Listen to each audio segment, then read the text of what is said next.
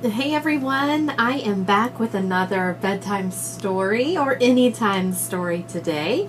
And this is one that I have not used as read aloud in library before, but it's a great story. It's called The Invisible Boy. It is written by Trudy Ludwig and illustrated by Patrice Barton. The Invisible Boy. Can you see Brian, the invisible boy? Even Mrs. Carlotti has trouble noticing him in her classroom. She's too busy dealing with Nathan and Sophie. Nathan has problems with what Mrs. Carlotti calls volume control.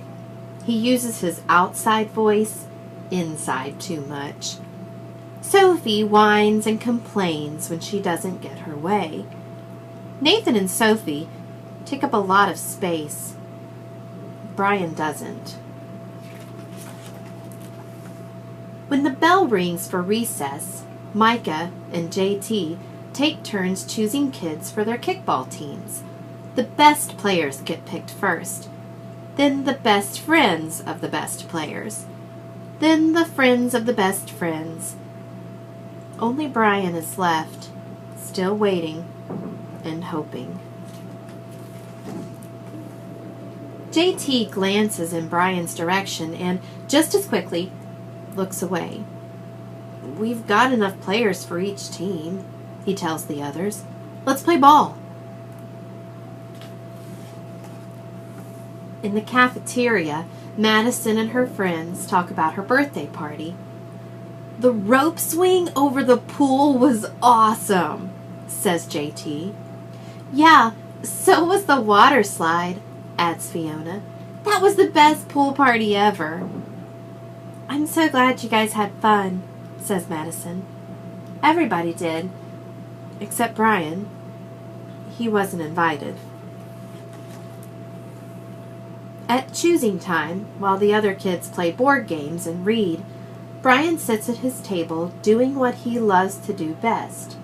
He draws fire-breathing dragons scaling tall buildings, space aliens locked in intergalactic battles, greedy pirates digging for treasure, and superheroes with the power to make friends wherever they go. On Monday morning, Mrs. Carlotti introduces Justin, a new student to the class. Brian smiles shyly at him. Some of the other kids sneak looks at Justin, trying to figure out if he's cool enough to be their friend. They haven't quite made up their minds yet. At lunch, Madison and JT watch Justin eat with chopsticks. "What's that?" asks Madison as she points at Justin's food. "It's bulgogi." "Bul what?" "Bulgogi. It's Korean barbecued beef. My grandma made it for me. It's really good. Do you want to try some?" "There's no way I'd eat boogerji." And the kids laugh. All of them, that is, except Brian. He sits there wondering which is worse, being laughed at or feeling invisible. The next day, when Justin goes to his cubby to put away his backpack, he notices a piece of paper with his name on it. "Justin, I thought the bulgogi looked good. Brian." At morning recess, Brian finds a piece of chalk on the ground and starts drawing away. "You're Brian, right?" "Yeah." "Thanks for the note." "Hey, Justin," Emilio calls out from the tetherball court. "You're up next." "Sorry, I gotta go," says Justin. "By the way, that's a really cool drawing," he adds before taking off. Back in class, Mrs. Carlotti asks the kids to team up in twos or threes for a special project. The kids scurry around the room to pair off. Brian heads toward Justin.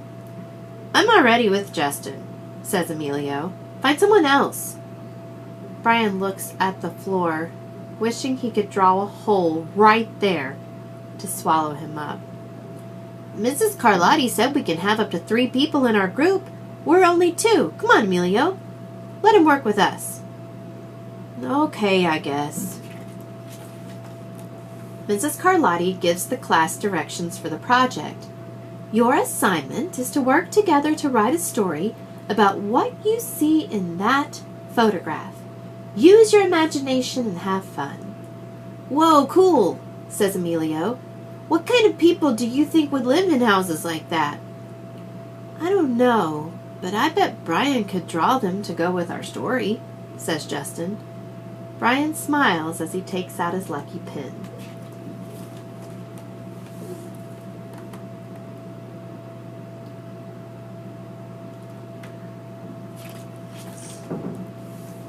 It's lunchtime again, Brian's least favorite part of the day. Another 20 long minutes of kids talking and laughing with everyone else but him. Brian! He hears someone shout. Hey, Brian, over here! Brian turns and sees Justin waving him over. Emilio nods at Brian as he makes room for him at the table. Cookie? Maybe. Just maybe, Brian's not so invisible after all.